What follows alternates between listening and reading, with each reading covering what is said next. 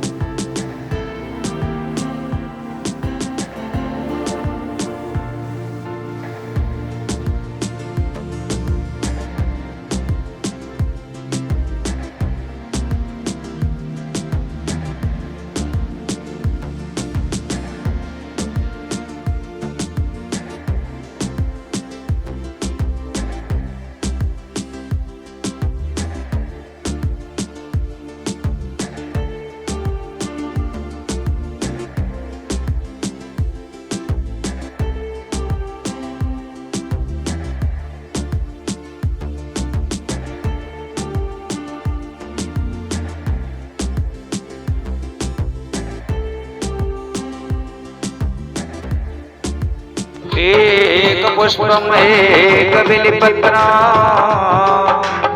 एक लोटा जल गिरा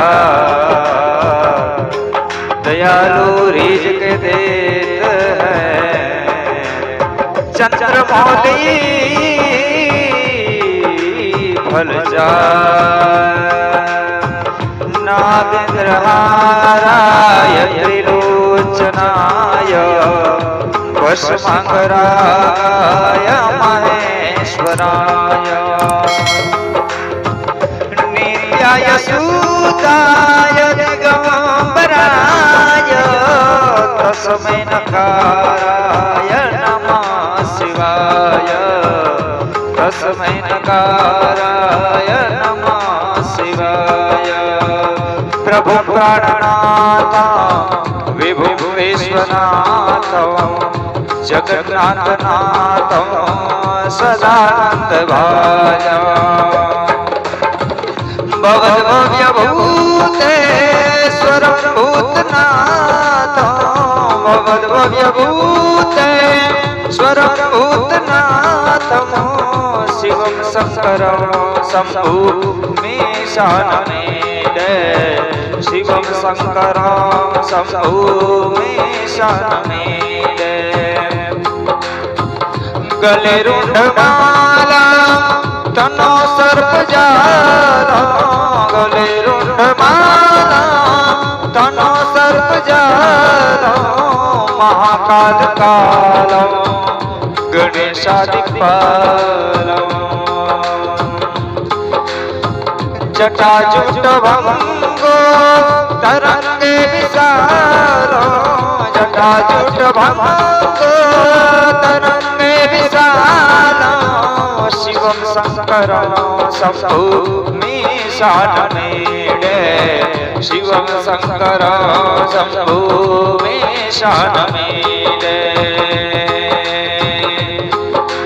मृत्युंजय महादेवा त्राहि मां शरणागता जन्म मृत्युजरा व्याधि पीडितं कर्मबन्धने ओम नमः पार्वते पतये हर हर महादेव.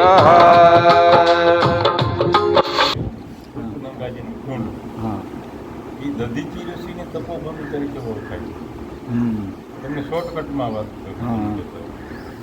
માની લો કે દધીચી જ્યારે નેમેજારણ્યમાંથી જ્યારે દધીચીને એમ થયું કે મારે પૃથ્વીની પ્રદક્ષિણા કરવી છે ત્યારે ફરતા ફરતા સોમનાથ પ્રભાગ ક્ષેત્રની અંદર અહીં સ્થિર છે.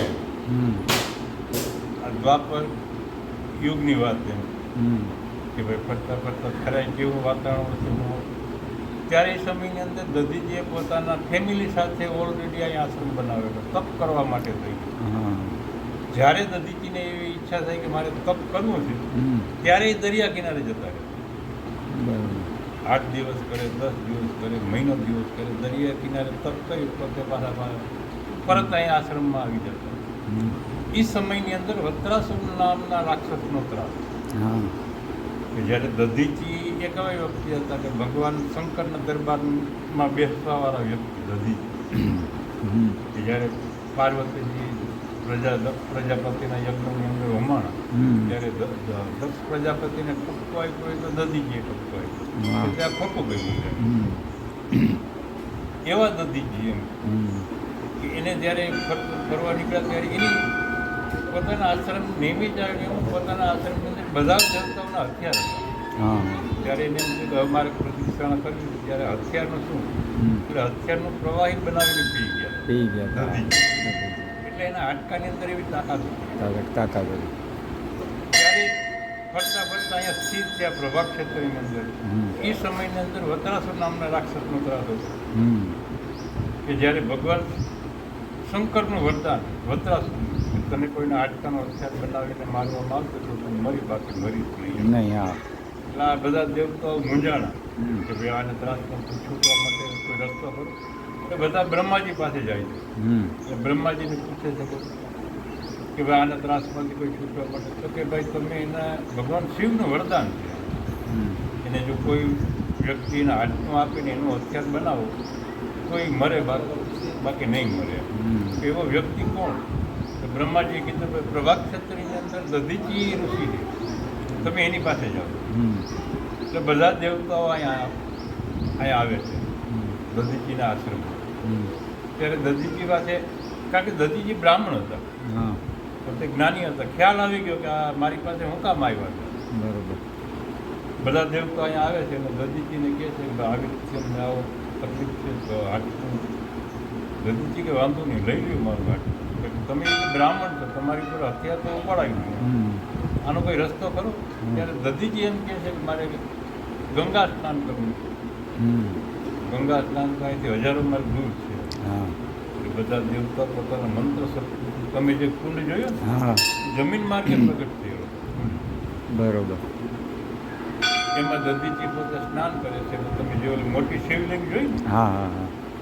ખુદ એની નીચે જર્જરિત પથ્થર શિવલિંગ ઉપર અમે કોબરો અને કવર પહેરાવેલો એમ. એની અંદર ખુદ દધીજીના હાથથી સ્થાપેલો પથ્થર છે એમ.